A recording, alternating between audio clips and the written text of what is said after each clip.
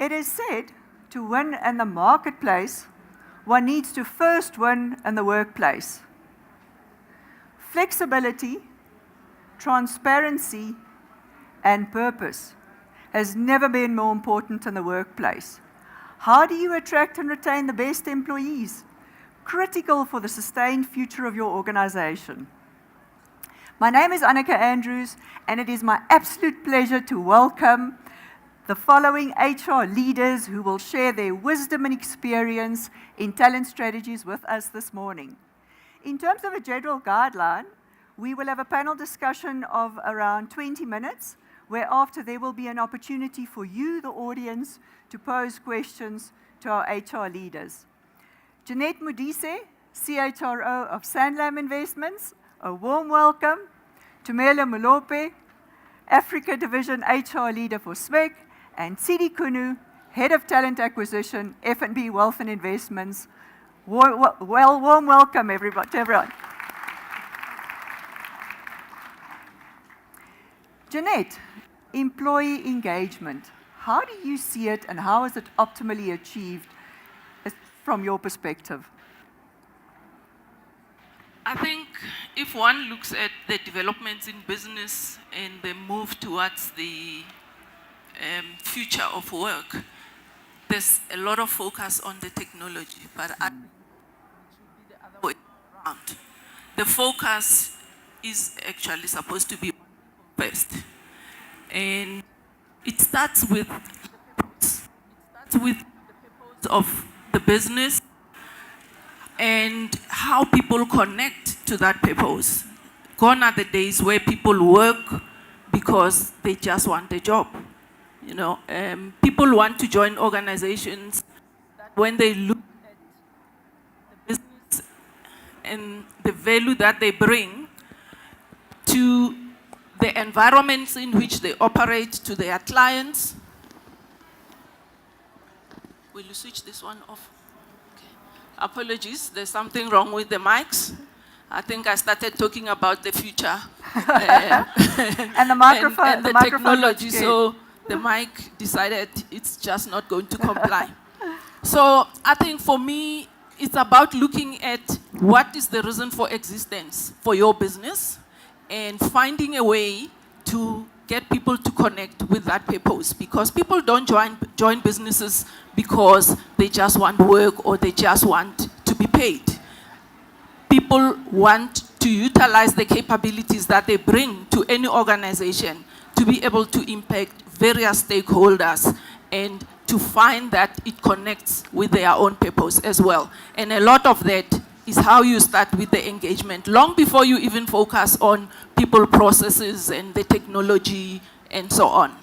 And I think that to drive the purpose in such a way that it's meaningful and people can actually see that this business, when you look internally in terms of how it works with its people, and outside in terms of the promise that is given to the clients and the service that is delivered to the clients, is one organization, then you are in a position to attract and connect to your employees and even potential employees. Absolutely. And Tshidi, so how do you prepare for the future? What is the right way? What is the right way to go about it? How does one make sure that your organization will be ahead of the game more than anyone else? I think the way of work is actually changing quite a lot, in the sense that a lot of companies are starting to recognize the fact that reward is not only the only way to actually retain and attract the different groups of people. If you look at what some people call millennials, and I always argue that in South Africa we don't actually have millennials, we have what we call born frees. If you look at what they consider to be a fulfilling work environment, it's very different to how we actually used to look at a fulfilling working environment, where you used to work from 7 in the morning until 8 p.m. and that was it.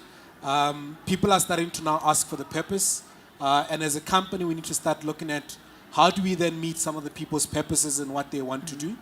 The second thing that we also have is now we have quite a lot of very available parents or working mothers and different demographics that currently exist.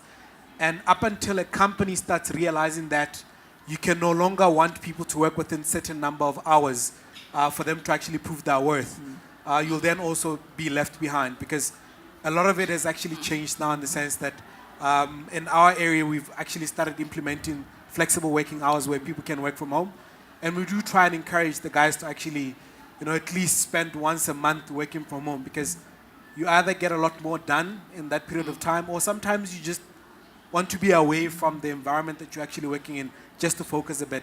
So that is how I think companies should start preparing for that way of work, because things have now changed. The rules of engagements have changed, and the way the different groups of people that we're working with has also changed. If you look at the older generation as well, they want contracts. They want to be able to still be involved because they have a wealth of knowledge that we wouldn't like to lose.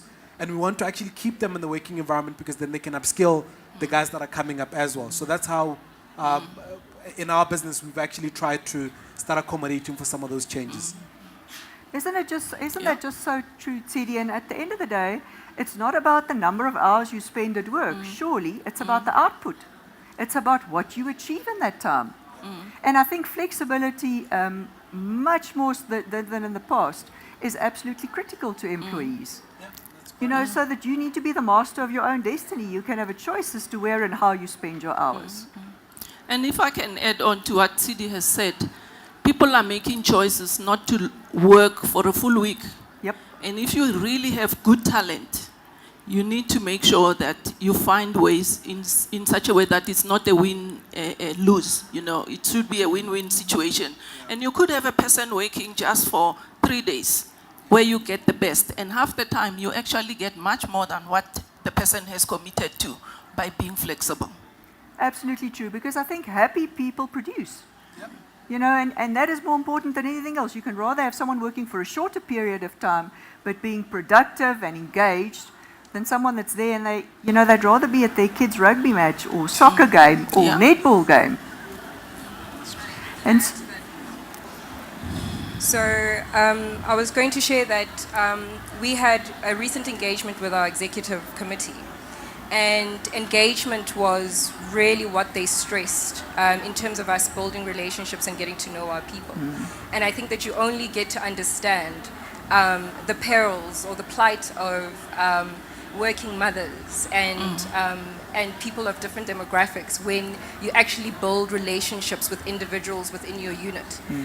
So that was the emphasis for our HR strategy for next year. So whereas we've done an EVP survey and we've understood what the majority of our staff want, the emphasis was on going out and building relationships with people and making sure that we understand exactly how to tailor make our retention strategies to suit those people, how to look at our environment differently, what tweaks we needed to make in terms of our working space, the types of learning interventions that we are bringing into the organization. So I think an emphasis on individuality is what HR professionals are going to need to focus on to understand the needs of our people. Tumelo, I think you raise such a valid point. There's no one size fits all. We're not all the same. We have unique needs and desires and unique challenges in our environment, and one should be cognizant of that and accommodating of that. I think one of the things that is important, which we've started to focus on a lot more, is about preparing the leaders for this transformation, because the workplace has already started transforming. But it's important not to just put in place processes, systems, and guidelines. You need the leaders to be able to think differently. You need leaders to make decisions differently. And you need leaders to lead and manage talent differently. Because if you don't have that shift in the mindset of leaders, it's very difficult to build an organization that is really sustainable and can engage people for the medium to long term. Very true. And the leaders need to set the example. Yeah. They need to set the example so that you have an exponential effect within the organization of making sure that you get it right. Tshidi, have you maybe got some interesting examples or stories or practical suggestions of how this can be achieved? Because I always think we underestimate how much the little things make a difference. So luckily, I think I've got some of my learning and development colleagues here in the back. One of the programs that they took us through is what they call Harvard Mentor, which actually looks at trying to upskill the different managers in understanding how to deal with different things, whether it's stress or whether it's any other thing that we're dealing with within the different environments. And I remember one of the courses that I actually came back from, I said to my team, which is sitting here in front, I said to them, they should take one day where they switch off, but I don't want them to take leave. They should just switch off from technology and just spend the day to just regroup. And one of the things that I realized about that was it wasn't about saying to them, I promise that I'm going to give you more money in the next ASR or when we actually look at the bonuses, but it was about being able to say, guys, just one day, like one day, just switch off and be able to actually go and regroup, because when you come back, I need you a bit more healthier, a bit more happier than anything else. And they do also know, I mean, one of the things that I also try to instill within the teams, or what FNB is trying to instill, is that conversation that says your desk should not be the one thing that binds you to the work that you do. You should be able to actually be able to go anywhere and still keep on operating and be able to do some work. I mean, if there's something that's happening in your area that you don't want to actually leave the house, stay home, do some work. And these are some of the things that are a bit more practical than what we thought would actually work. And we've seen some of the best outputs from some of the guys that, you know, have the opportunity to be able to say, once a week I'll work from home, mainly because they know that if they've committed that they'll deliver some work for you, they can't afford to come back to work the next day and they haven't delivered half the work. So those are some of the things that we've now implemented to say, from a learning and development point of view, let us try and upskill our people as much as we can to enable them to be able to do the work that they need to do.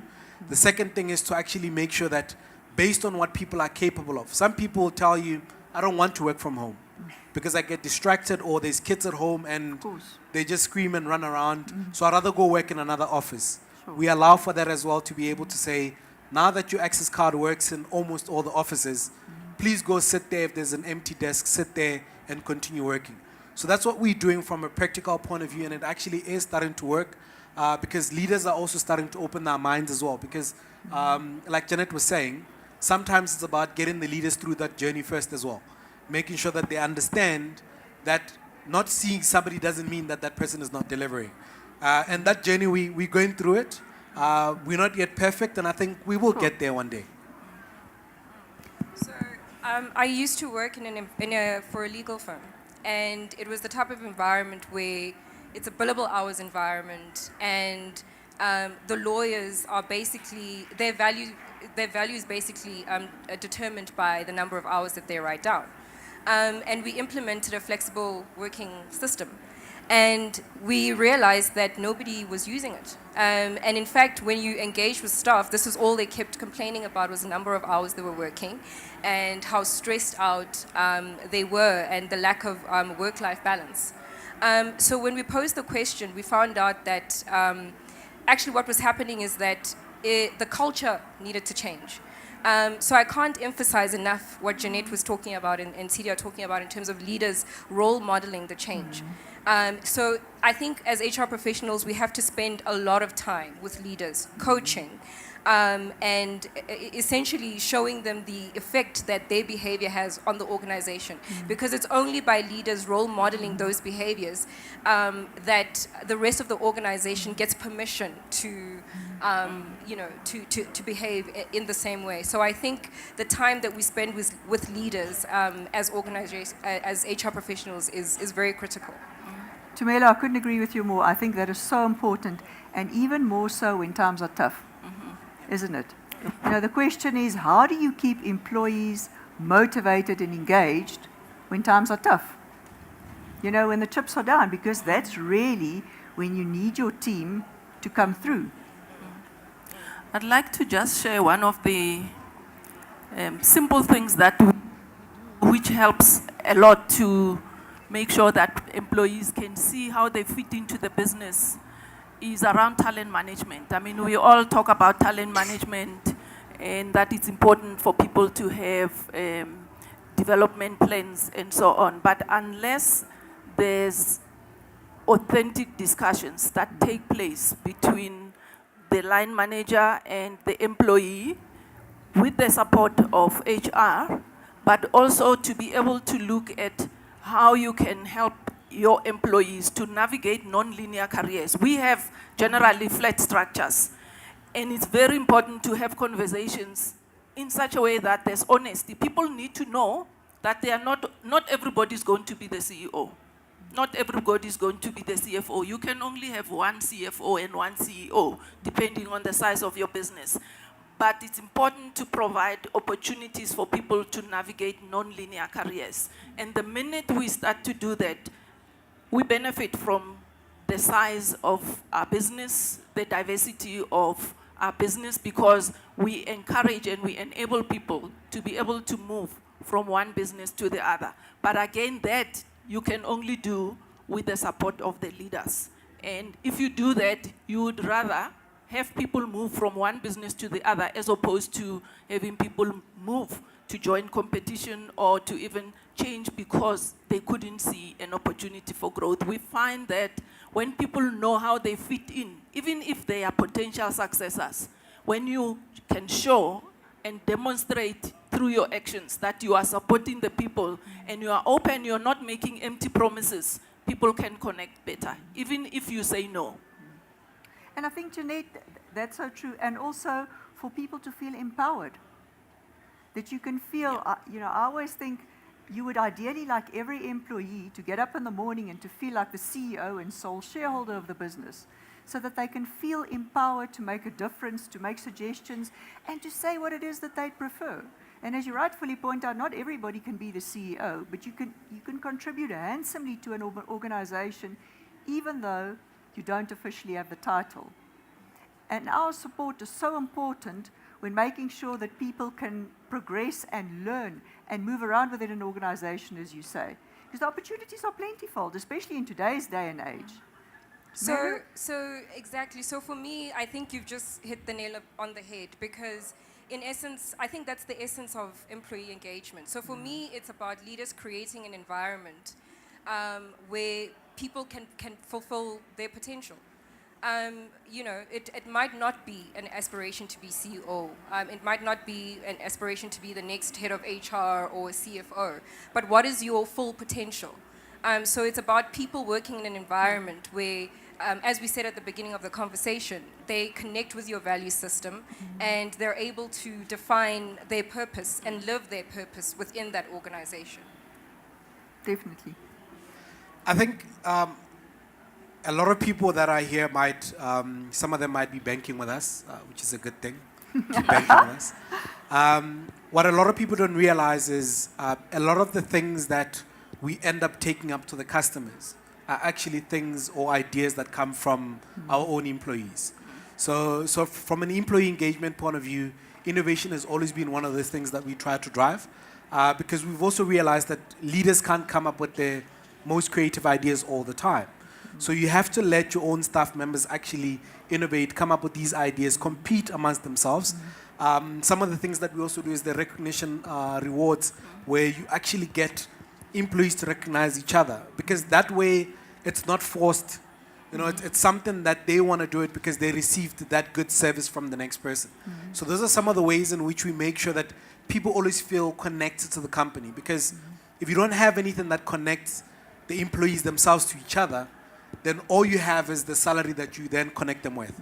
So instead of actually then doing that, we then saying to them, find ways of actually, either working together. I mean, some of the awards or some of the innovations the guys have won were people from different departments, where you come up with an idea, but you know that you don't have the capability to actually build on that. You go look for somebody that you think is talented enough to actually help take your idea forward.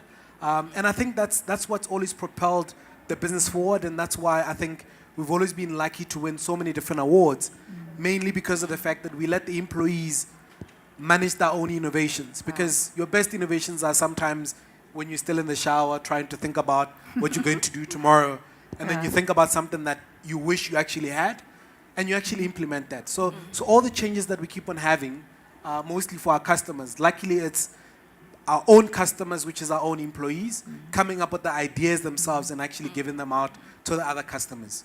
Yeah, that's great. Tshidi, and I think you touch on something very important. Everybody loves a thank you.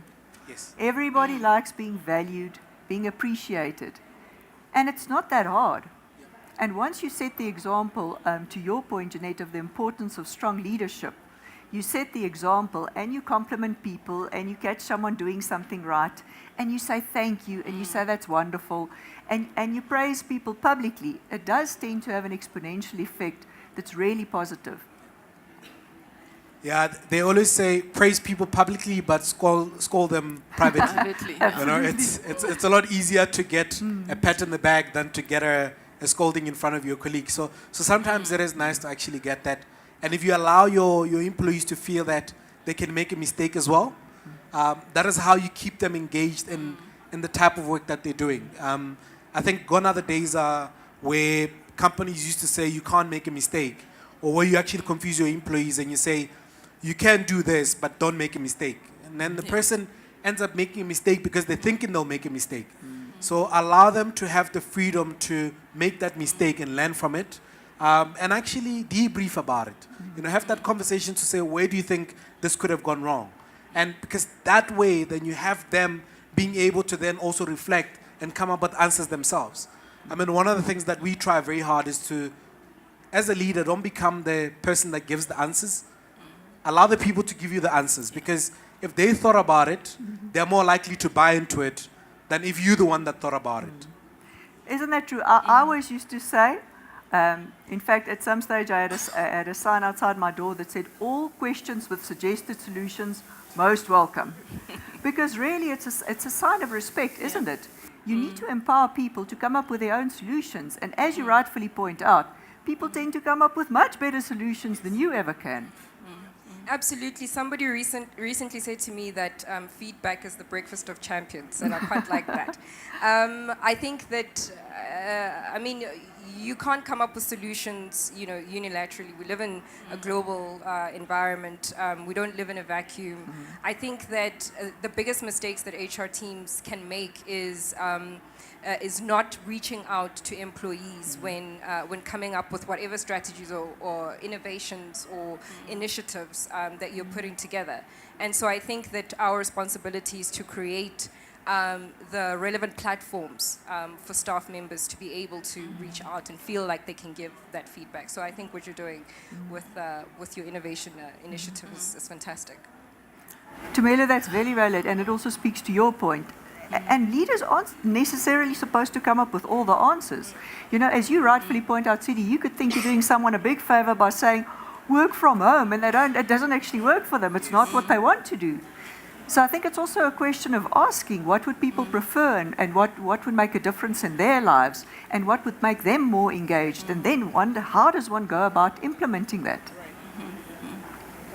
I think we can bring back the technology agenda to the room. Yep. You know, if we look at how businesses are providing services outside, not thinking as an employee, if you look at how businesses are communicating and engaging with their clients, it's important for us as businesses to realize our employees are also clients. And one of the things that I do, and I also challenge my team, some of the people are in this room, is there are times when I wear the head of a client, and there are times when I'll wear the head of an HR professional. And when I wear the head of a client, I'll be looking at the service that is being provided. And much as we talk about client centricity, we need people-centered HR. And HR needs to see employees as clients themselves. And again, the service offerings outside the business are changing, the innovation, the technology. The employees, when they come into the organization, they need a similar environment. The employee experience must help them to make their load lighter, smarter, and faster, but also they need to have an HR service that can be personalized to them. You can't just want to approach things in the same way, want to communicate in the same way when so much has evolved. And people are also seeing what are the clients getting outside. Why can't we do it for HR? We can do it, and we can do it for our people so that they have a similar experience like your premium clients. Absolutely. All your employees should feel like your absolute premium clients. That's of critical importance. So what does the future of HR look like? We've spoken about technology. We've talked about employee engagement. Let's take a glimpse into the future. If we fast forward and we look at what the future is going to look like, and specifically in the HR and from an employee engagement perspective, what do you see? I see a really truly transformed HR service offering. I think we have to be a lot more agile. I think the cookie cutter approach to developing solutions for the business is definitely going out the window. I see us really focusing on individuals instead of groups of people, understanding what each individual brings to the table. I think the future is digital, like Jeanett talks about. And I think that HR needs to understand where we fit in that digital space as well. I think the digitization of HR is also critical. So how we attract talent, how we do our selection is changing rapidly with gamification and artificial intelligence tools that are being brought to the table. You know, everybody's on their tablets or on cell phones and on social media these days. So I think your HR strategies have to take that into consideration. But I think the future of HR is exciting because it now feels like I'm in a profession where I'm allowed to be creative. You know, I have friends who are architects and stuff, and I used to envy the fact that they design things. HR professionals are in a space where they can really be creative with the types of solutions that they provide to the business. You're essentially creating the future. Yeah, I think the future of HR probably for the next 5-10 years is a journey that we still have to go because I think as much as we're going digital, not a lot of us in HR have already embraced the digitalness of where we need to go. And I think it's time that as HR professionals, I mean, I'm glad that we're having this discussion. It's time that, you know, every time we speak about AI, we also start thinking about what can we give away from our jobs that we can actually give to those computers. I mean, if you look at what tech is doing now from a legal side and the medical side, where they're speaking about the Watson and what Watson is able to do to actually draft contracts and those things, I think we need to actually start looking at that from an HR point of view. And I know quite a lot of HR professionals haven't yet fully embraced the changes that are coming, and I do think with these discussions we need to start doing that, because to be a trusted partner, we need to get rid of quite a lot of the things that we're doing that are still very manual. And to be a trusted partner, you need to be available. You need to be able to actually assist in coaching some of the people within the business, because once you become a trusted partner, then even the employees start trusting that you are there for them, but you're not there for the business. So that's why I think the future of HR for the next 5-10 years, we do have a long way to go, because we're very good at helping others to get ready for this fourth industrial revolution. But I think we sometimes lack in assisting ourselves to get ready for that. So we have these conversations to say, by the way, just know that some of these things are going to be automated. But we never look to say, okay, what can I automate on my side? Absolutely, it's like the shoemaker's kids going bare feet. Exactly. And if you look at what we do on a daily basis, there really is substantial scope for a lot of the boring and mundane work to be automated, so that our time can be spent on the more meaningful, on the more meaningful stuff, on the conversations, on the interacting, on the connecting. I think we cannot underestimate the value of developing and enabling your HR team. And actually, that's where it starts, before the HR professionals actually get to the business. But also, if we look, it's already here, it's not in the future. HR itself has to be agile in terms of how we think and how we do things. Yeah.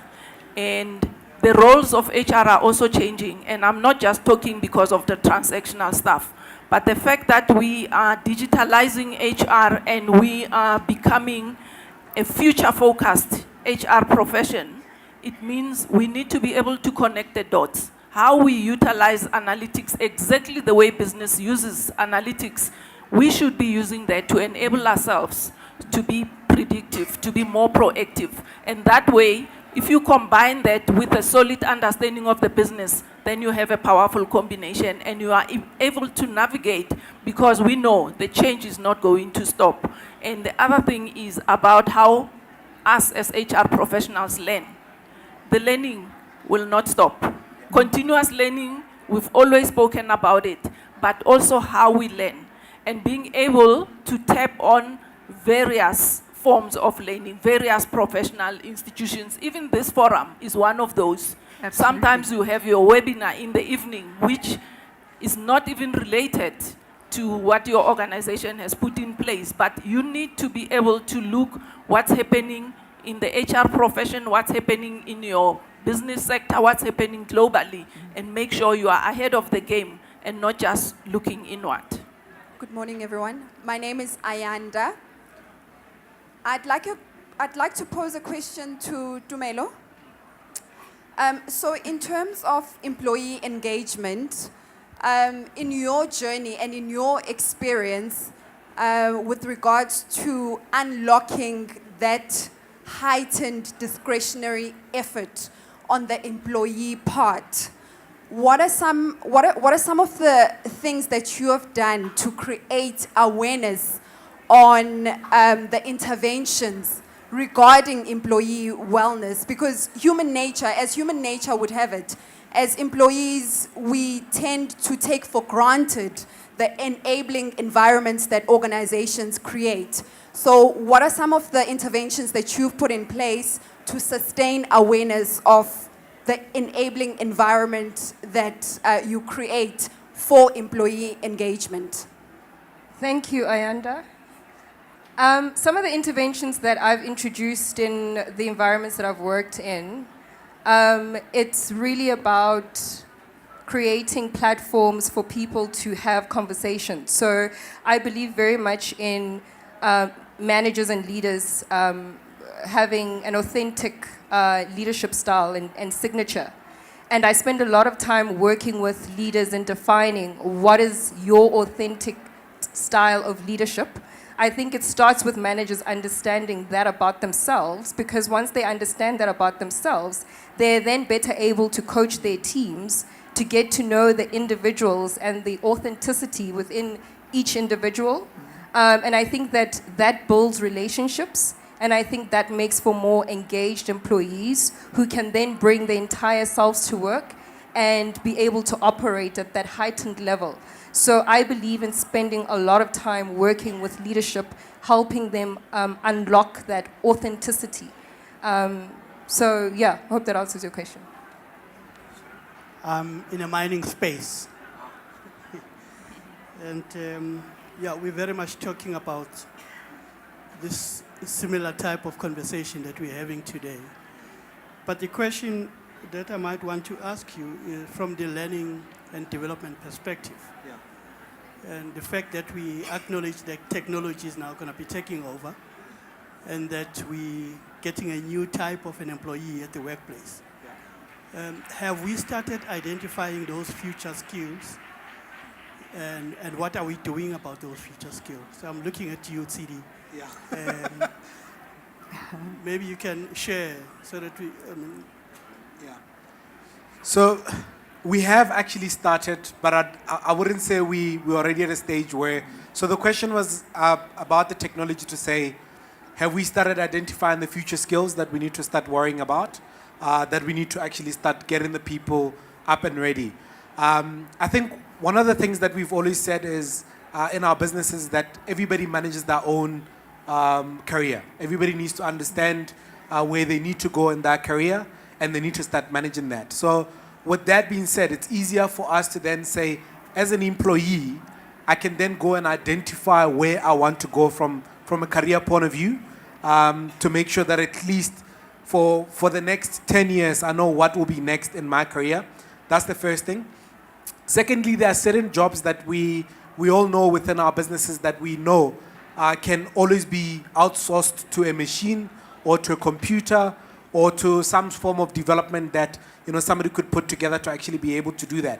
So it's been easier to identify the jobs that we know should not necessarily exist within the people than it has been easier to identify the future jobs.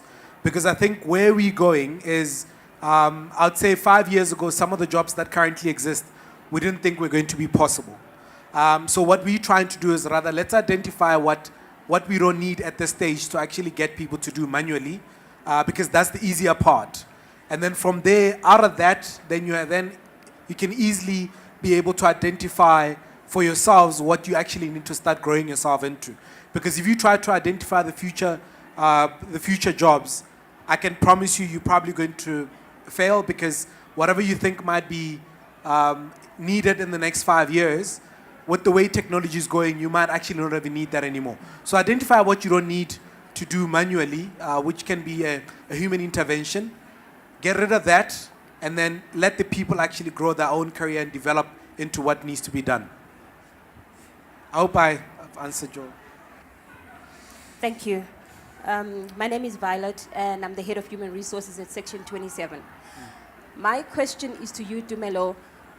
There's a lot of talk around flexible hours, and something that we've been dabbling with in our organization, but we're a little bit wary about it. It's an organization that's got a lot of millennials, and we're not sure how to deal with it. My question to you is, what are some of the challenges that you've had in implementing that strategy, and how have you dealt with them? So flexible working is a great concept, sometimes on paper. Sometimes it doesn't work very in practice, because I think leaders are very reluctant to not see a body in front of them, to live in the type of world where you don't see somebody physically in the workplace. So I think that for us, what we've done is we've only limited it to managers. And in terms of rolling it out through the rest of the organization, the challenge is that you can't track what people are doing when you don't see them. So I think it starts with trust. I would start with coaching leaders and teams around creating a culture of trust.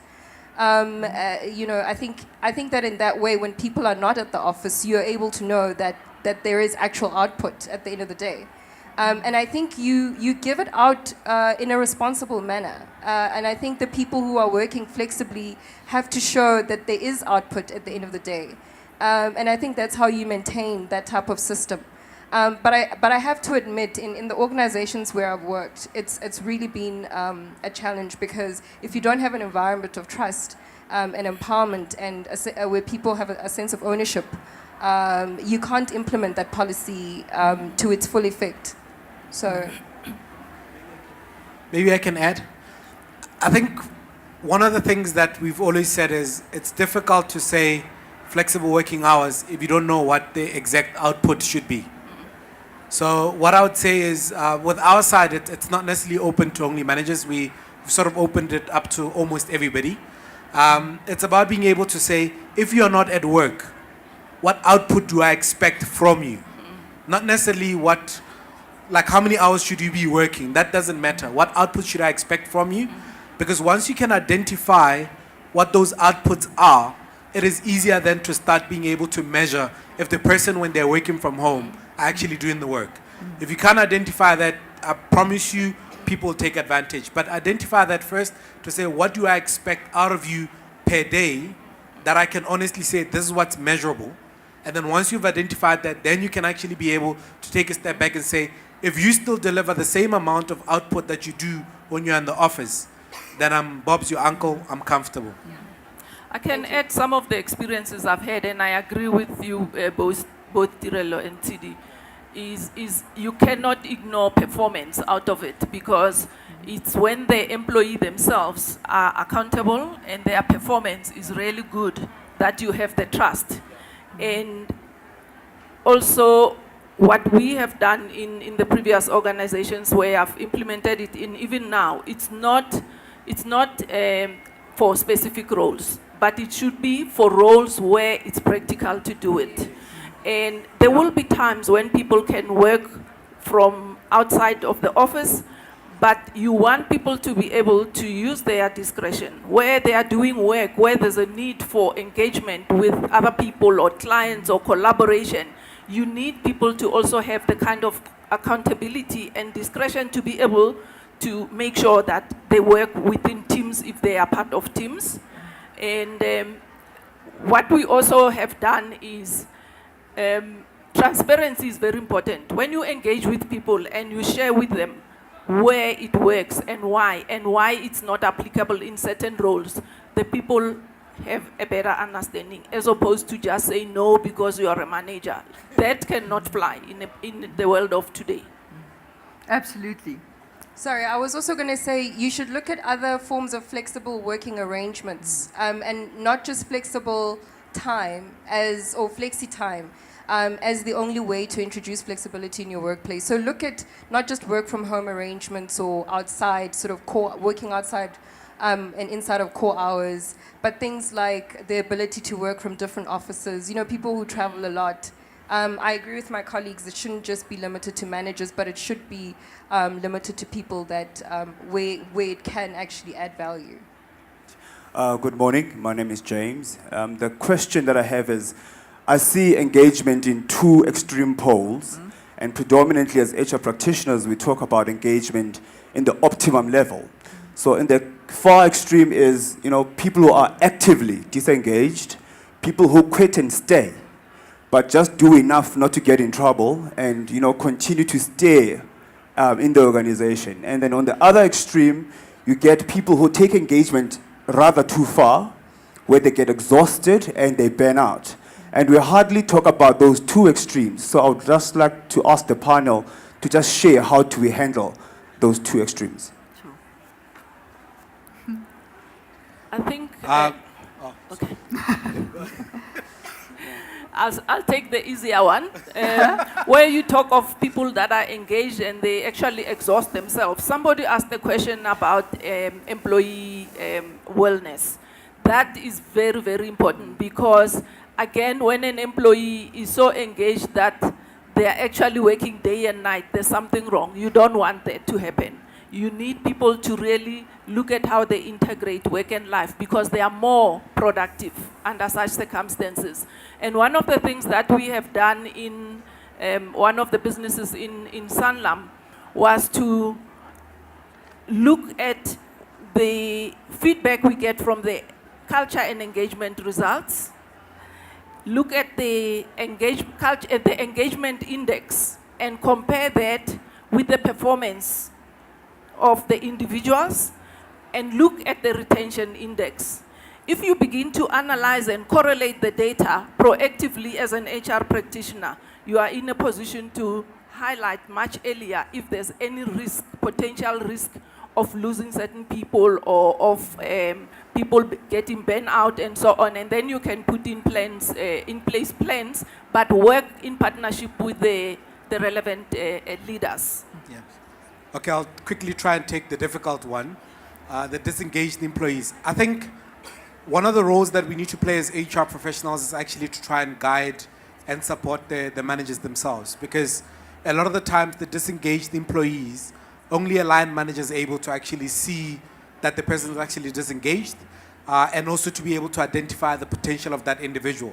And that's why I said to you earlier that with the new industrial revolution, the new fourth revolution that speaks about data and what we need to be able to do.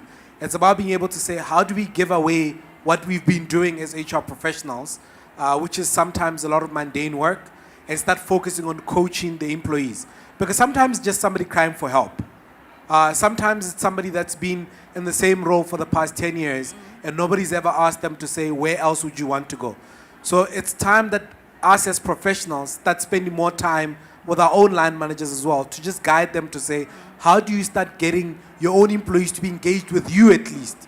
Because that's the start. Get them engaged with you as a line manager, because once you've broken that barrier, the rest becomes a bit better, not easier, but a bit better, because then from there you're able to then get them to start opening up as to why they've actually held back and why they're basically very disengaged. If they're doing enough to survive, then there is something that they're crying out for help for, and it's about us as managers and HR professionals to try and unlock that and understand why they are like that. Thank you. Thank you. That's been great. Cool. Thank you very, very much. Cool. Thank you, guys. Warm round of applause for our panel. Thank you very much, everybody. Jeanett, Tshidi, Tumelo, it's been an absolute pleasure. Thank you. Thank you.